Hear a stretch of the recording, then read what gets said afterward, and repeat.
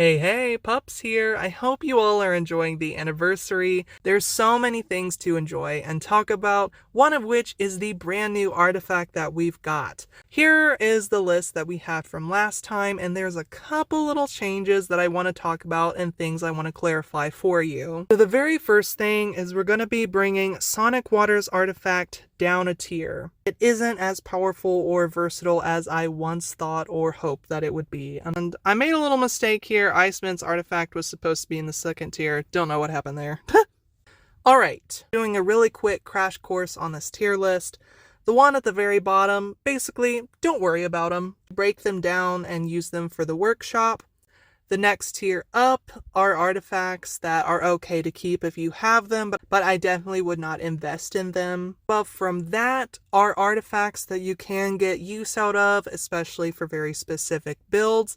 But if you're just wanting to build artifacts for their overall value, don't really worry about these. Don't put resources toward them. The next tier up, which is understandably where most of the artifacts go, are really good for the cookie that they come with, but probably won't get much use with anyone else. I would say the only ones that it's absolutely necessary to have their signature artifact is going to be Sugar Globe, Crushed Pepper, Dark Choco, Kohlrabi, Honey Bear, definitely Green Bell, and Strawberry Mochi. The rest of them have comparable alternatives and higher tiers, and you won't even want to worry about them unless you're building those specific cookies. Speaking of which, going up to our second highest tier, the little trick here is Basil Pesto and Ice Mint's artifact both serve the same niche. And one of them is not really significantly better than the other, so just pick one, go for it,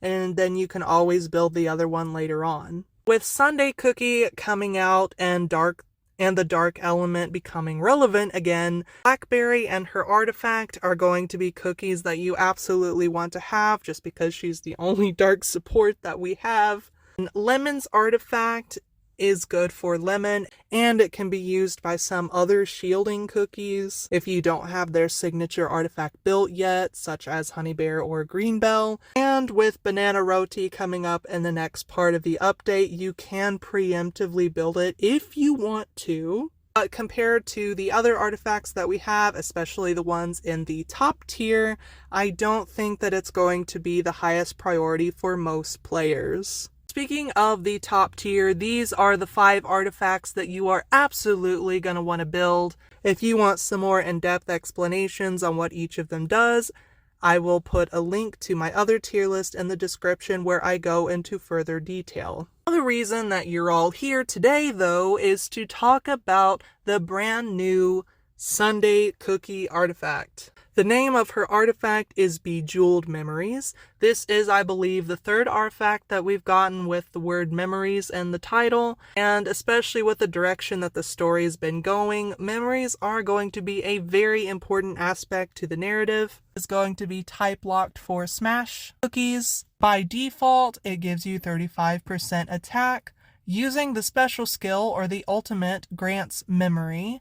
Memory increases your elemental damage and special skill damage, which goes up as you star up the artifact. At first, I thought that this was going to be a very versatile artifact that a lot of cookies would get some use out of. Unfortunately, I was not right.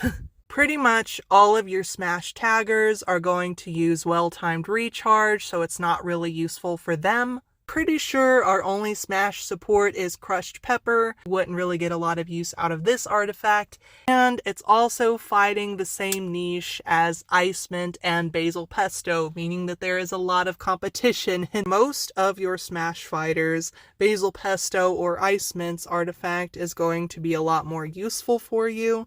The reason that this artifact is so good for Sundae Cookie is because of her crazy quick special skill cooldown. And she's going to be able to make use out of that extra 10% skill damage. It's going to add to her overall damage a lot. Right now, since everybody is getting a free copy of her and her artifact simply by logging into the game during the anniversary, you're already going to have an advantage whenever you go to pull her on the banners. So even though her artifact is one that you absolutely need to pull for the sake of our tier list, it is going into the ever-growing section of best for one cookie. If you're watching this tier list after the anniversary, I still think that her artifact is one that you should definitely go for in your choice banners and in your workshop, because I highly doubt that we're going to get another dark DPS for a while,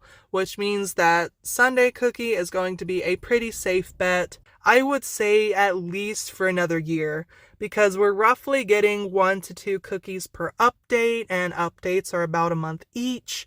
And with us having so many holes on the roster, so many roles that we need to fill, and that we already have 3 dark DPS cookies, I highly doubt that another dark DPS is going to be on the horizon for a very, very long time. So yes, very safe option, very effective option.